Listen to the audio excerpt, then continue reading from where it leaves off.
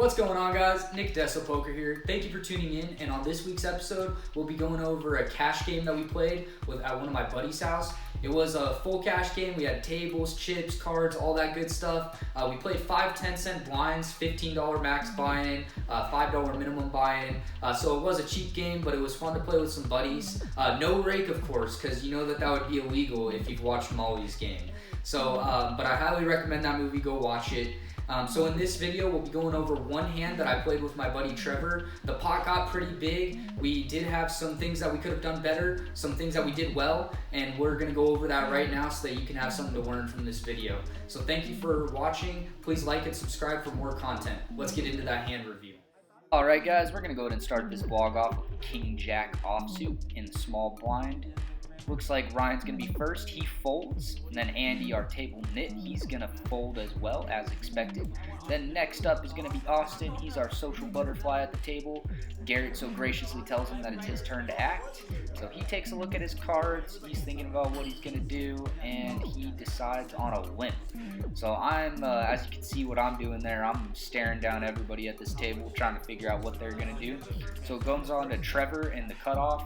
Looks like he's pricing out a raise. I'm checking him out, seeing what he's doing. Looks like he's sizing up something pretty decent there.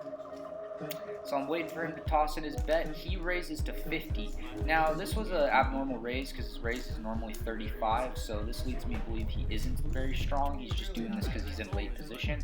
Mikey, our host of the cash game, folds, goes to me, and I 3-bet because I have King Jack. That's pretty good holding, and I want to get the big blind out, get this heads up, get our limper out, and Austin folds. So Garrett, Austin fold, and now it goes back to Trevor, our cutoff. So hopefully we'll get this heads up. If not, maybe we'll get a fold, but we'll see what he's got. So I'm looking at him, and he doesn't look very strong. He looks to be, pondering on whether he should even call or not. So I'm thinking maybe a small pocket pair, maybe suited connectors, or maybe a weak ace, something like that. So that's what I'm putting him on pre-flop. Then the flop comes here. He calls the 115, 345 in the pot, 4 queen 8 rainbow. We flopped nothing, so we're gonna go ahead and check it, of course. We check it to him. Looks like he likes what he sees. He's gonna go ahead and price out a bet here. So we'll have to decide what we're gonna do after we see what his sizing is.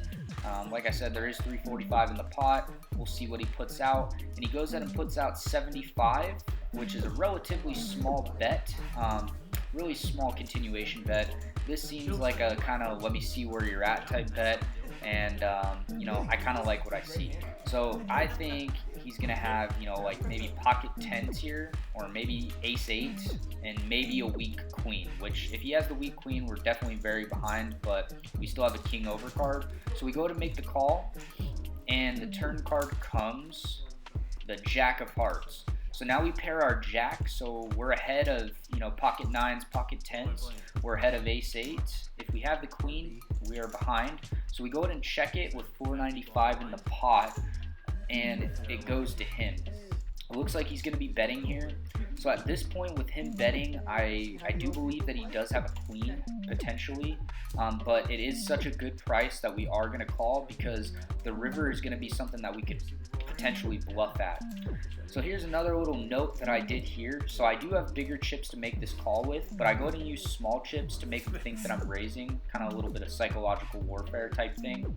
So we go to make the call for 125, putting 745 in the pot, and look at that, the king of spades comes. So we go ahead and take a look at it, and our immediate thought is, all right, let's go ahead and get some value. So we reach for some chips, same psychological trick. We're going to go ahead and reach for those smaller chips, make it look like we're pulling a move here. Like I said, this king was a great card, but we were going to bluff at this river if it was a decent card. But now that we hit our king, we can definitely go for some value. He isn't going to have 9-10 here ever. He's not going to have ace-10 here at all either. So basically, I'm putting him on a queen, maybe a weak queen, just because of the action pre-flop. So we go to put 250 into 745, making it 995, and it goes to him. He's very, sickened. I think that he does have the queen, so I think he's definitely thinking that I sucked out on him with potentially maybe even a 9-10 or ace-10 type hand he might think that I could have. But he goes out and makes the fold, which was the correct fold. He ended up having queen-10 offsuit. So here I give him the abnormal for me opportunity to go ahead and take a look at one of my cards. He picks the king, and just for safe measure, I show him that I had the jack, so I had him covered. So I go ahead and rake in that pot of 995, which was a great win for that pot.